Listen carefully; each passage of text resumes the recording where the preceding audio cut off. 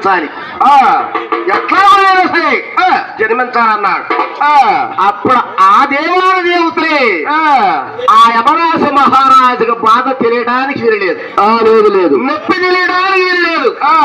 యమరాజు మహారాజుకు మరణము తప్పదు, మరణము తప్పదు.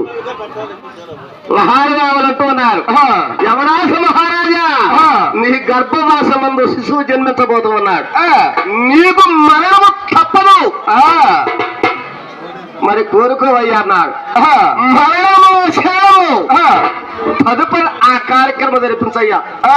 మహానుభావా ఈ బాధ నేను భరించలేనన్నా, ఈ స్వబాధ నేను భరించలేను. అప్పుడు ఆ దేవాల దేవతలు సృష్టి ప్రకారంగా ఆ యమరాజు మహారాజుకి నిద్ర గావించాడు. ఆ మహోరు అంకమ్మ తల్లి మాయపుచ్చినది, అలా మాయపుచ్చి అలాంటి సమయంలో అన్నాడు గర్భంలో ఉన్న శిశువు పలుకుతున్నాడు. అలనాడు మహానుభావుడు అభిమన్యుడు పలికాడు, అభిమన్యుడు పలికాడు. ఈనాడు యమనాస మహారాజు గర్భంలో ఉన్న శిశువు పలుకుతున్నాడు. యమనాస మహారాజా నీ గర్భవాసంలో నేను జన్మించబోతున్నాను. మానవుడికి 9 రంధ్రములు, కలిగులు ఉన్న ప్రతి ఒక్క మానవులకి 9 రంధ్రములు.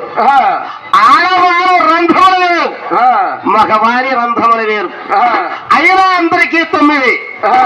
ఏ రంధ్రము గుండి రమ్మంటావో చెప్పవయ్యా యమరాజ మహారాజు అన్నాడు.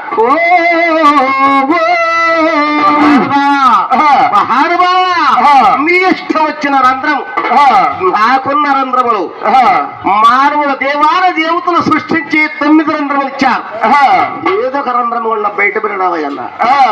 నేను బయట వచ్చిన సమయంలో మహానుభావా నీకు మరణము తప్పదయ్యన్నాడు. మరణము శరణము తర్వాత సంగత కానీ ఈ భావం నేను భరించలేను, నువ్వు జన్మించవయ్యన్నాడు. అప్పుడు సృష్టికర్తలు మానవయషమున ఏది బాధ లేకుండా ఆ మహానుభావుడికి సంతానం కలిగే మార్గం చేశారు. ఎట్లా చేశారో తెలుసా? ఆ మహానుభావుడు ఎన్ను పూస ఉన్నది, మహానుభావుడికి ఎన్ను పూస ఉన్నది.